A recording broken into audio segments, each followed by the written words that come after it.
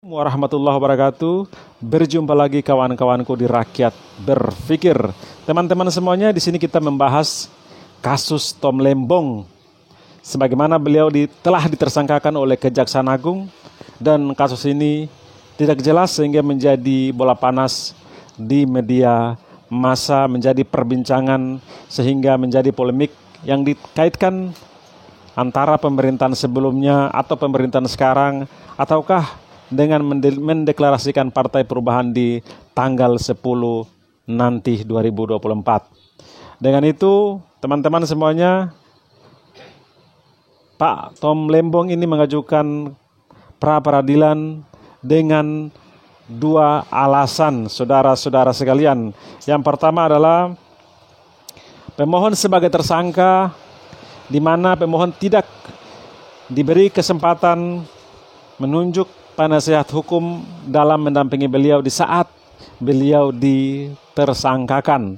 Yang kedua adalah pemohon menggugat keabsahan penahanannya yang dinilai tidak memiliki alasan hukum yang sah. Saudara-saudara sekalian, dengan itu kita boleh katakan bahwa kasus ini sangat mengandung unsur politik yang sangat kuat. Sebagaimana kita ketahui bahwa kasus ini ditetapkan dalam waktu yang singkat dengan tempo yang sesingkat-singkatnya. Entah apa urgensinya sehingga beliau ini disangkakan dengan cepat tanpa menemukan barang bukti aliran dana yang dinikmati oleh Tom Lembong itu sendiri. Sehingga hal ini menjadi PR besar untuk Kejaksaan Agung menjelaskan kepada masyarakat bahwa kasus ini bisa dipertanggungjawabkan dan bukan main-main karena adalah Kejaksaan Agung. Jadi harus dipertanggungjawabkan. Dengan itu apa yang telah diambil oleh para lawyer Tom Lembong telah mengajukan pra-peradilan, semua saja bisa dipertimbangkan sehingga Tom Lembong ini tidak ditersangkakan. Karena kasus yang kita lihat dari Tom Lembong ini, saya rasa hanya kasus administrasi, bukan kasus yang dibawa ke pidana, saudara-saudara sekalian.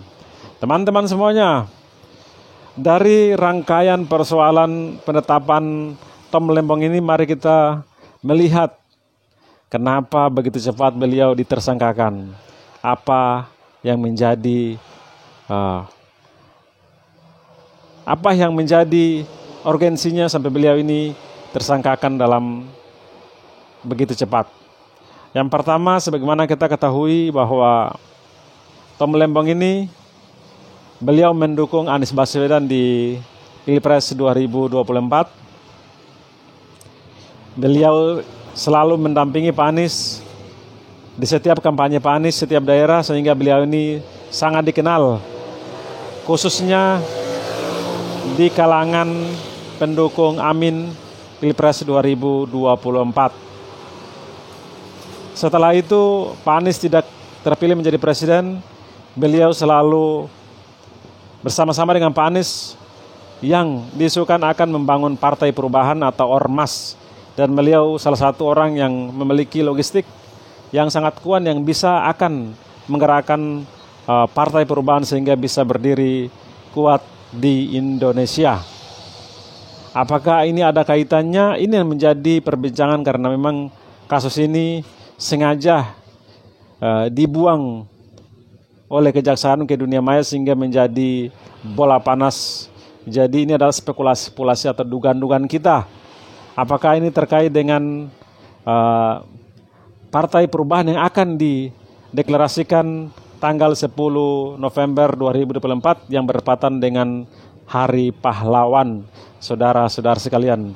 Dengan itu, rasa-rasanya penetapan tersangka Tom Lembong ini seperti kejar-kejaran dengan penetapan beliau sebagai tersangka oleh Kejaksaan Agung.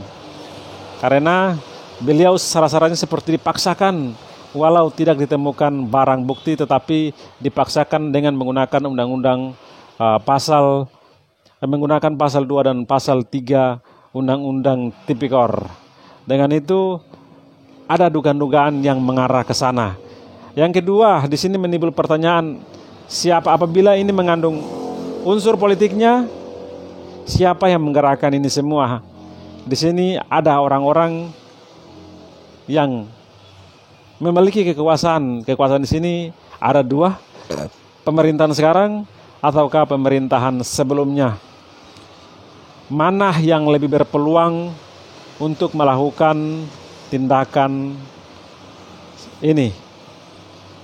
Menurut dugaan saya, sesuai apa yang disampaikan dan diperkuat yang disampaikan oleh Wakil Ketua Umum Partai Gerindra, Habibur Rahman, beliau menyatakan pemerintahan sekarang tidak ikut cawe-cawe dalam kasus Tom Lembong.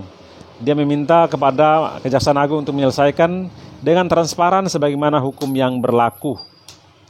Jadi tidak ada hal-hal sehingga menjadi polemik seakan-akan pemerintahan Prabowo yang berada di belakang layar dalam penetapan Tom Lembong sebagai tersangka.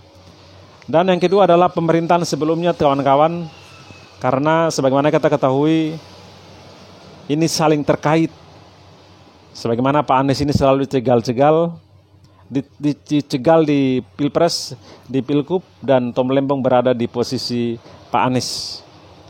Dengan itu, apakah ini bagian dari skenario permainan pemerintahan sebelumnya, Mulyono, ataukah bukan?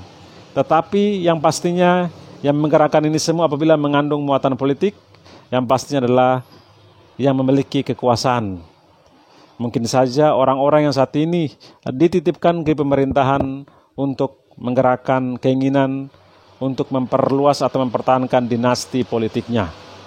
Dengan itu, yang dianggap bermasalah atau menghalangi keinginan maka akan disingkirkan dengan dipenjarakan dan lain sebagainya. Apalagi Pak Anies selalu dekat dengan Tom Lembong dan partai yang akan didirikan adalah partai milik semua rakyat Indonesia, karena partai ini telah ditandatangani 1.300 orang yang tersebar dari Sabang sampai Merauke. Itu adalah orang yang mendirikan partai dan Pak Anies insya Allah menjadi ketua umumnya. Jadi kita tunggu saja tanggal 10 November apakah berpengaruh, apakah jadi dalam deklarasi Partai Perubahan ini setelah Tom Lembong ditersangkakan. Apakah jadi ataupun tidak jadi. Dan Tom Lembong ini sangat berpengaruh dalam mendirikan Partai Perubahan atau Ormas yang rencana didirikan oleh Pak Anies dan juga para relawan dan masyarakat, saudara-saudara sekalian. Dengan itu kita harus kawal kasus ini. Yang kita bicarakan di sini bukan berarti tentang orang siapapun itu, tetapi yang kita bicarakan di sini bagaimana hukum itu bekerja sebagaimana mestinya, tidak pandang bulu, tindak pandang apapun itu.